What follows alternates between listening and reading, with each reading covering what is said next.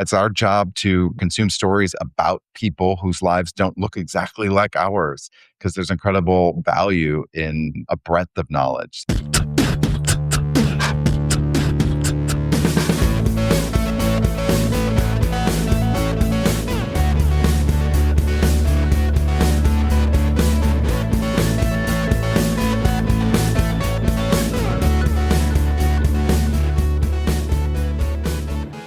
Hello, my LGBTQTs, and welcome back to another episode of A Jaded Gay. I'm Rob Lovelace, and today I am a non-jaded gay because last night I had some friends over for a little get-together. We had some drinks, got pizza, did face masks, and sang karaoke. It was so much fun, and I sing my little heart out, which is why I may be sounding a little hoarse today, but what can you do? Anyway, from singing karaoke to singing my praises for one of my favorite authors, today I am so excited to have a very special guest join us to talk about the importance of authentic LGBTQ+ storytelling and how it's evolved over the years. But before we get into it, you know the drill, tarot time.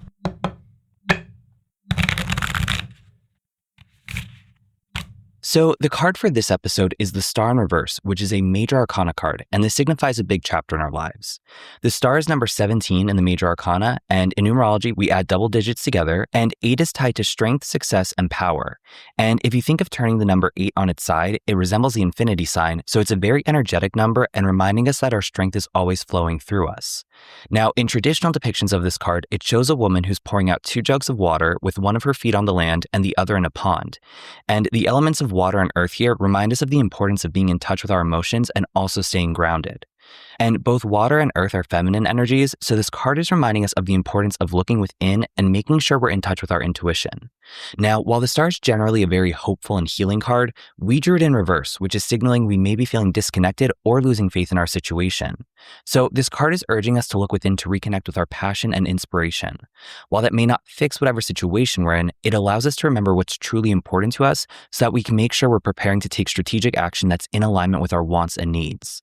And while we may be faced with uncertainty or difficulties during this time, the Star reminds us of our inner strength that's constantly flowing through us. While things may be hard right now, we have the strength to persevere, so we need to be open to the lessons we're learning through this hardship and remember to stay hopeful. And with that in mind, I am very excited to welcome our next guest. He is a New York Times bestselling author whose works include The Guncle, The Guncle Abroad, The Celebrants, and so many other great novels. Please welcome Stephen Rowley. Hi, Stephen. Hi, thank you so much for having me. Glad to have you on. This is a really exciting episode for me. Love your books, The Guncle, Guncle Abroad, The Celebrants. I actually got to meet you 2 summers ago now when you're doing the Guncle Abroad tour through Philadelphia. So I'm glad we're able to connect again ahead of your new book, Take Me With You, coming out in May, which I'm very excited to read. Yes, I know. I can't believe it's been 2 years already. I know, time flies. But I'm so glad to have you with us. Like we said, we're going to be talking all about LGBTQ+ storytelling, why it's so important to capture those authentic queer stories and how it's evolved over the years. Before we get into that, though, can you just take a moment to introduce yourself to the listeners out there? Tell them all about you, how you identify, backgrounds, pronouns, all that fun stuff. Sure. My name is Stephen Rowley. I am a gay male. I've been out going on, 30 plus years, which I can't believe. I pronouns are he, him, and yeah. And I like to ask all my guests today, are you a jaded or non-jaded gay, and why? Wait, what day is it today?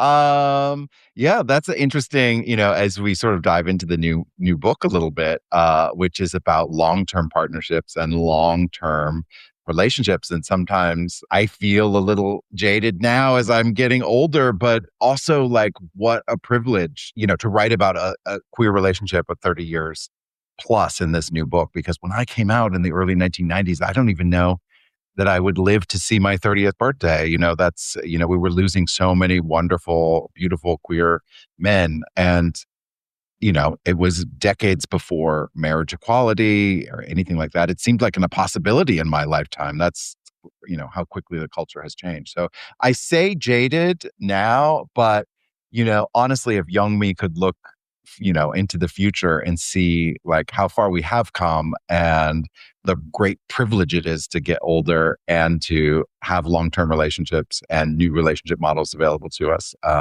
then I would slap my jaded self across the face probably. Absolutely. I love to hear that. And I agree. I think, too, especially in the current moment we're in, it can feel very doom and gloom and be easy to be jaded. But looking back and realizing how far we've come, not even just from Stonewall more than 50 years ago, but just in the past 30 years. And obviously there's struggles, but we've come such a long way. Well, we're survivors. Yeah. Yeah, I think that kind of helps us persevere and push onward, too. Like I said, I get the jadedness. It depends on the day, really.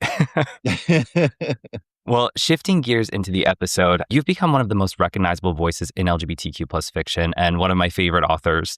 So when you look at the literary landscape today, how do you think LGBTQ plus representation in fiction has evolved since you first started writing? Yeah, I think back to the books that were available to me when I was a closeted teenager or when I was first coming out in the early 1990s. And, they were a reflection of the time, right? So there were often stories about lonely characters leading isolated, oftentimes closeted existences. And life was lonely and sometimes short, whether that was from violence or disease or something like that. So I look at queer literature today, and it is a great joy to see the breadth of stories that are being told, not only through representation, and different voices allowed to have a seat at the table, but that there's also a much more reflection of queer joy. And we don't even need queer joy. We can have messy, characters who screw up a lot of the time. Like we don't have to have like sort of the perfect character. There's enough stories out there now that it doesn't have to be doom and gloom or just joy. It can be an honest reflection of we are just people trying to get through the day sometimes, doing our best. And so I'm grateful that we take up space in the romance space, in book club fiction space. One of my picks was a Read with Jenna book club pick, for the Today Show, and the fact that we have George W. Bush's daughter picking a queer love story as as a book to herald on the Today Show. I think really shows like how far we've come. But literary fiction, science fiction, there's romantasy, there's queer representation across the board, and I'm really grateful for it. And to your point, when I came out in 2014, not that it's literature, but the two stories I knew were Brokeback Mountain or Queer as Folk, which are two very opposite ends of the spectrum. And they lean in so hard to the tropes of either the grief aspect or just the overcrazy sex, hookup culture aspect, which I mean, both of those are part of the existence of, queer lives, but there's so much more in between there. There's a ton of nuance. Yeah, and not to be too down on everything, because I'm very grateful for like Amistad Maupin and Tales of the City, which taught me about the concept of found family, which is always so important in queer stories as well, because we're not always able to have relationships with the families we were born into, but the concept of found family being something that's so important to queer people. I also was introduced to through literature. So I don't want to say it was like all doom and gloom, but I'm definitely grateful that publishing is something that is more diverse than a lot of other industries and entertainment industries, and I'm grateful to be a part of that.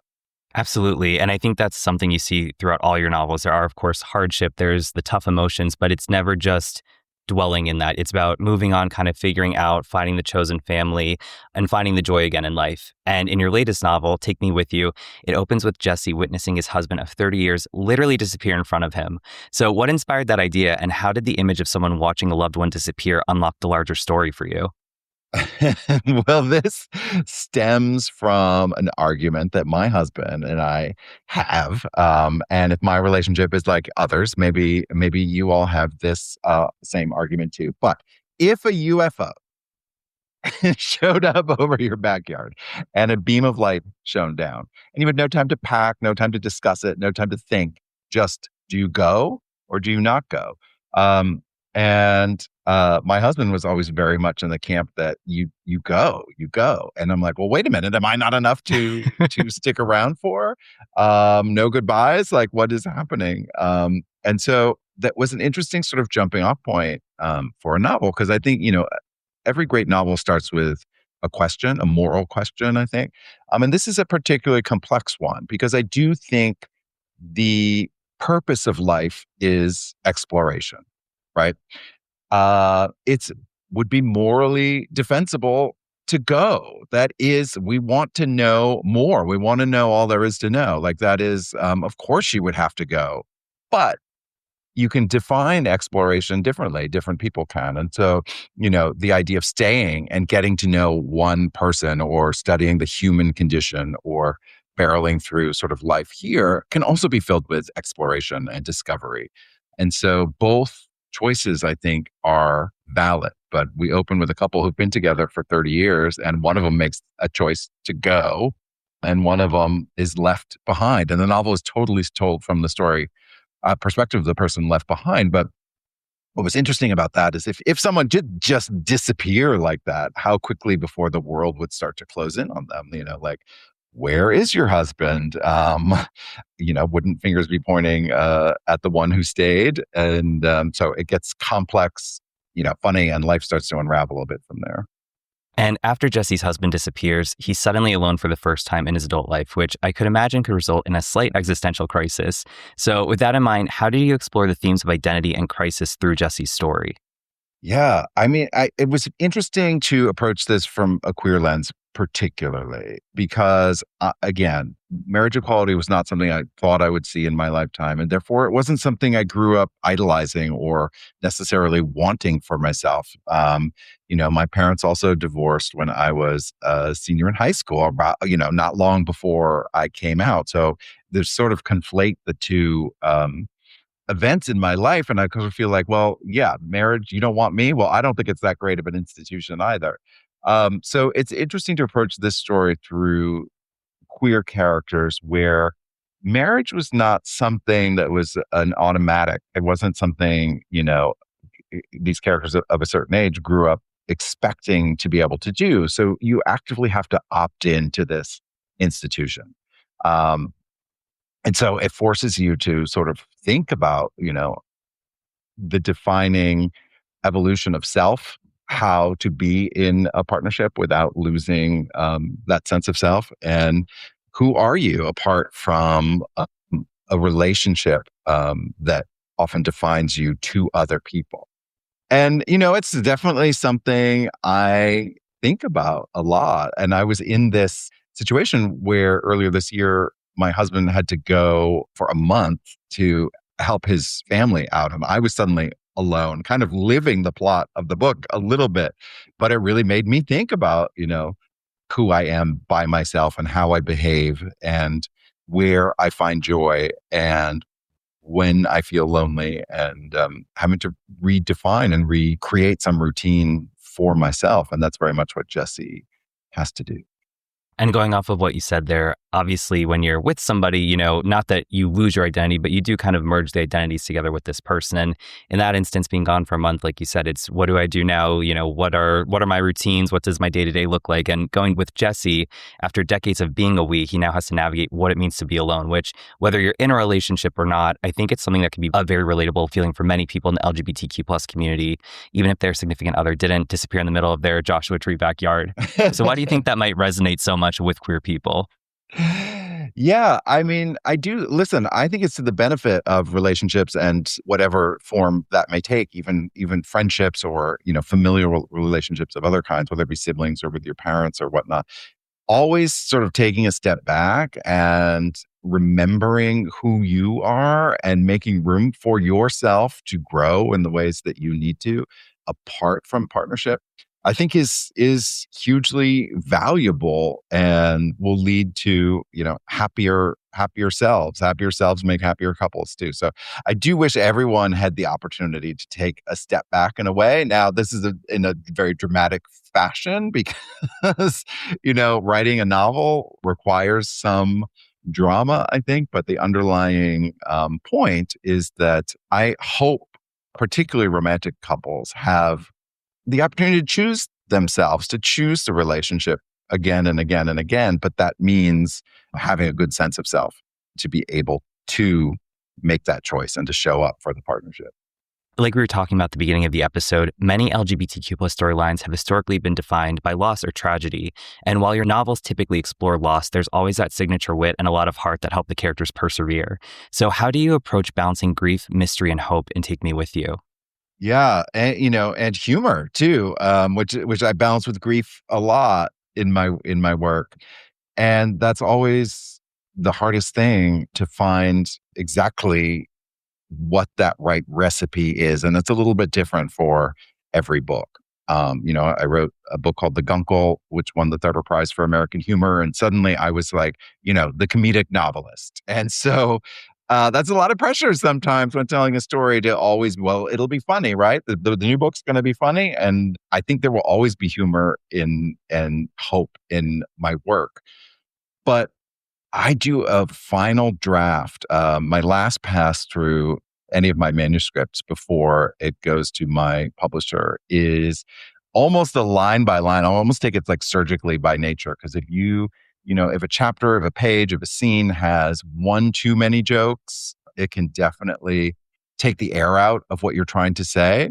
And conversely, if you go too far without giving the reader the opportunity to take a breath with a laugh, it can maybe taint your story too darkly. And so sometimes it's surgical, sometimes it's was it Coco Chanel who said like look in the mirror before you leave the house and take off one thing. Well, that's why I take off one joke before from any scene before I send it in. But it is that balance that is sort of like at the heart of what I do. But I think that's reflective of life, right?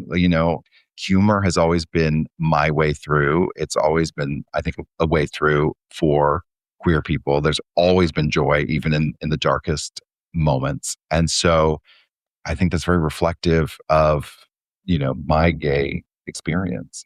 And I think Trudy from Steel Magnolia says that laughter through tears is her favorite emotion. I know we need a word for it though, because I'm like, crafter sounds terrible. Let's not do Yeah. that. And then like laughing and crying, like lying is already a word. So now I'm going to work on this. I'm going to come up with a better word for it because yeah, absolutely. And I agree. And those are the movies, Steel Magnolias, Terms of Endearment, Beaches, these movies that I sort of grew up with. And they sort of very much informed what I love about storytelling, which is that balance of humor and tragedy and heart and hope.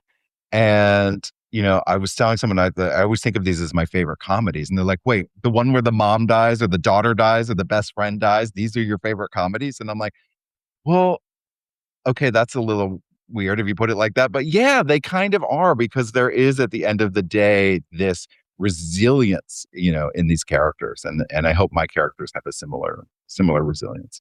Absolutely. And I think those show genuine experiences, those movies too, because in real life, you're not just laughing the whole time. You're not just crying Right. the whole time. Usually it's a blend. So it really reflects in that message. I think those feelings really hit personally because you can relate to it so much. Yeah, and look, humor changes at times too. In dark moments, that might be gallows humor. It might be self-depreciating humor. It might be aimed inward.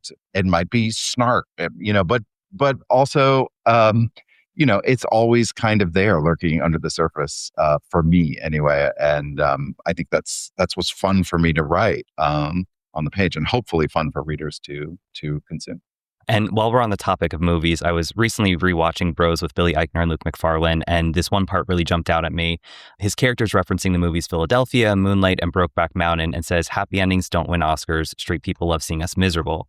Now, of course, those are iconic movies where the LGBTQ plus characters experience tragic events at the end, ranging from heartbreak to death.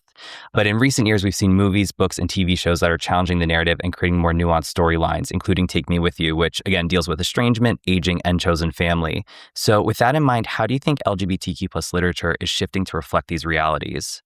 Yeah, another favorite line of mine from Bros was he was complaining like we had AIDS, you had Glee, to a younger generation, and that was the difference. And that's a really snarky line. However, really for the first time in my past couple books, I've been exploring sort of aging, as a gay man, particularly in my age, which is now 50 plus. But again, I don't know that I ever imagined myself living to this age.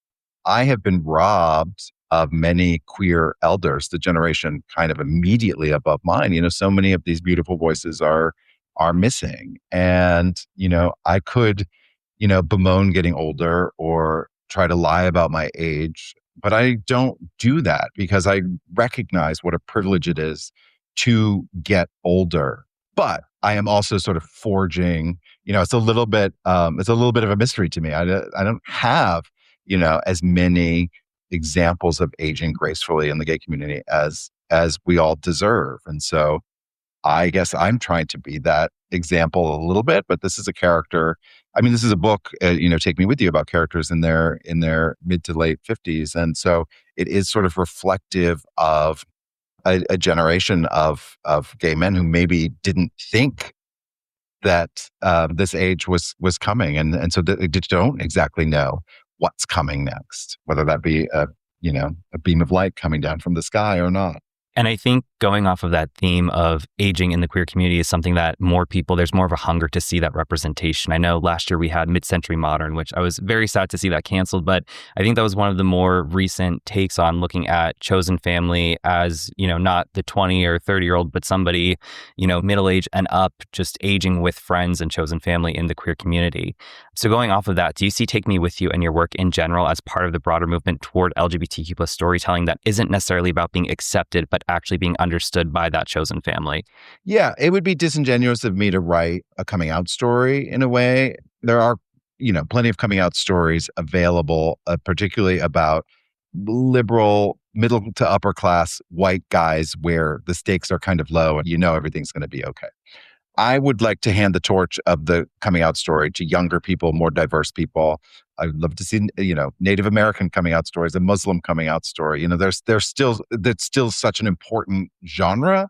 But at my age, I don't need to be the one writing them. I want young people to have their say in what it's like coming out now.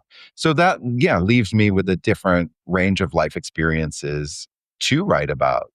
And that's often people who have been out, who are finding their way through a changing world and are trying to do their best just to get through. And that's, my work is not always the most plot heavy. I don't write murder mystery, although there is a little mystery at the heart of this new book. I don't write thrillers. I don't write heavily plotted stuff, because my favorite thing to do is just create these characters and put them in a room together and see how they relate, because that's what I love doing with people. And one of the great joys of being my age is I have friends, 25, 30 years younger, and I have friends 25, 30 years older as well. And there's great value in all of those relationships. So hopefully that's, again, reflective on the page.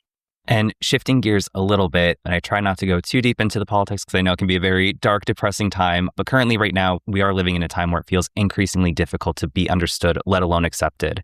As we're seeing LGBTQ plus books in history being challenged or erased, why is it so important for the LGBTQ plus community to be storytellers, whether they're a published author or an everyday person sharing their lived experience? Listen, I had mentioned earlier, I didn't expect to see marriage equality in my lifetime, but the reason that the culture changed so quickly is because many of us were granted the opportunity to tell our stories. And it's very hard, or it should be harder, to deny someone their base humanity once you have read their story or seen their story or walked in their shoes a bit. And so storytelling, I don't underestimate the value, or the importance that has had in shifting the culture as quickly as it did. Now, when culture changes quickly, there's always going to be, a precipitous backslide and want to stop that change at all costs.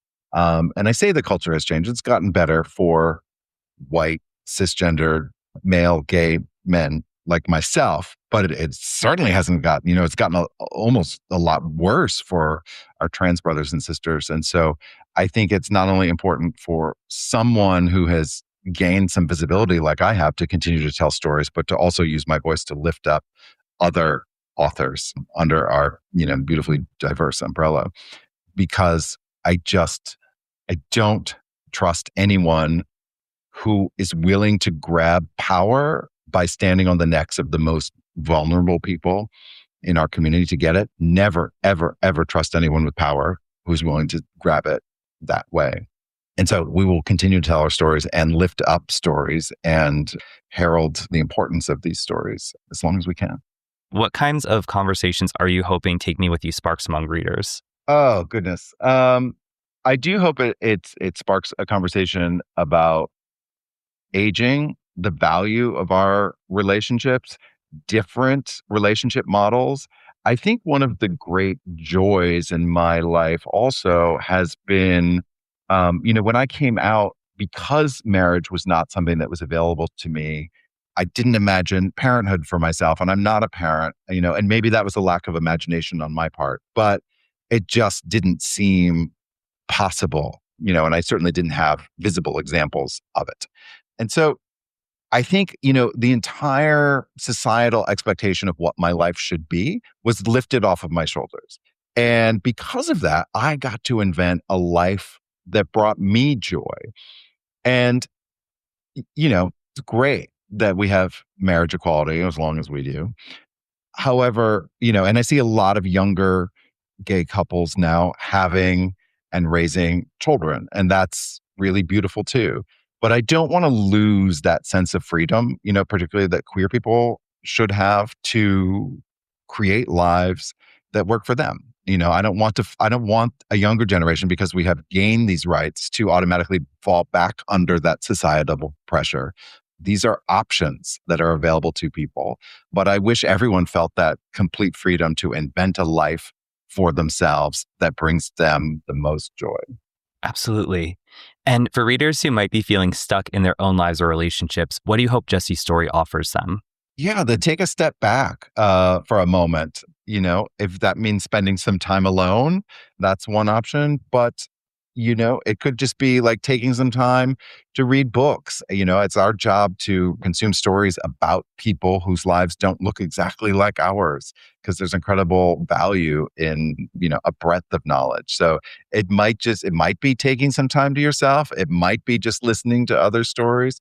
It might be, a radical reinvention of your life. But I am so grateful that I have this job, and I'm particularly grateful because I was in my 40s when I published for the first time. I always dreamed of being someone who went to the Iowa Writers Workshop or something, some prestigious program, and got a headline making publishing deal at 25 or something. That certainly was not my experience. I struggled for decades to get where I am today. So I'm grateful for that. But now that I have this job, I'm incredibly thankful that a part of it is really spending some time thinking about the human condition, right? That's part of my job every day. And so many people are struggling to make it through the end of a day, whether they've got a family or young kids vying for their attention, or they're working 3 jobs just to get through, right? There's no time to think about the more sort of existential questions or about our greater place in the world.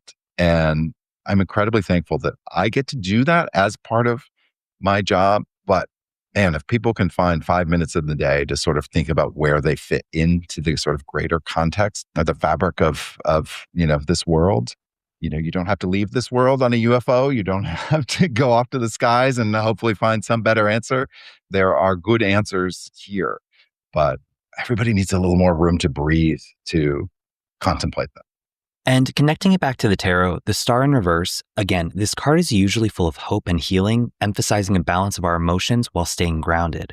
However, the reverse meaning is suggesting we may be feeling disconnected or losing faith in our situation. So we need to channel the reflective nature of this card to look within and reconnect with our passion and inspiration and trust our intuition. And the star also reminds us that we're stronger than we know, with our inner strength always flowing through us.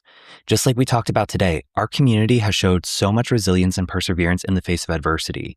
And part of our collective strength in pushing forward for progress has been shaped by our ability to share our lived experiences through storytelling. Like Stephen talked about, humor has always been a tool for the LGBTQ plus community. And for himself personally, humor has been a way to explore queer identity in fiction while navigating heavier topics, including heartbreak and loss, without succumbing to grief. His work shows the importance of chosen family, finding those people who understand you, and having the freedom to live as a queer person. And just like the star, the characters in Stephen's novels are reminded of their inner strengths that helps them overcome their hardships and work toward a more hopeful future. And this theme is particularly important in today's current political landscape. We will get through these tough times as long as we continue to have hope and embrace the importance of community and chosen family. And regardless of where we're at, it's important that we all remain storytellers to ensure queer voices and experiences are not only heard, but uplifted.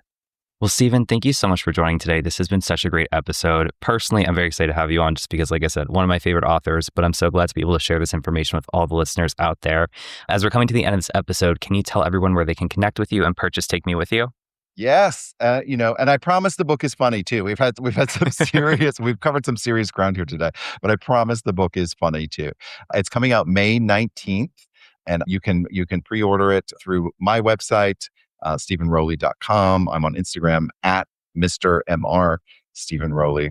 And I'll be posting tour dates soon. So hope to see you again, at an event, or, anyone listening who wants to come by and say hello. I would absolutely love that. Absolutely. Looking forward to it. And all that information will be in the show notes. So make sure you connect with Stephen and pre-order your copy of Take Me With You after you're done listening. Thank you so much. And for the podcast, you know the drill. For any questions or feedback, you can reach out to me, rob@ajadedgay.com. Also, let's keep the conversation going. Head on over to our Discord server, the LGBTQs Lounge, to keep in touch with myself and other listeners. And please remember to rate, review, and subscribe. 5 stars only. I greatly appreciate it. For more information on this topic, episode resources, blog posts, links to merchandise, socials, all that fun stuff, you can visit the website at jadedgay.com. You can connect with the podcast on Instagram, TikTok, SoundCloud, and YouTube at @ajadedgay. You can follow me personally, Rob Loveless, on Instagram at Rob_Loveless. Also, if you're feeling generous, consider supporting the podcast on Patreon for as little as $1 a month. That gets you instant access to episodes ad-free, a day early, plus exclusive monthly bonus content. Or if you just want to access the monthly bonus episodes, you can purchase them for $3 each. And if you're scared of commitment, don't worry, I get it. You can make a one-time donation on Buy Me a Coffee for any dollar amount, and both the Patreon and Buy Me a Coffee are at @ajadedgay. And remember, every day is all we have, so you got to make your own happiness. Bye!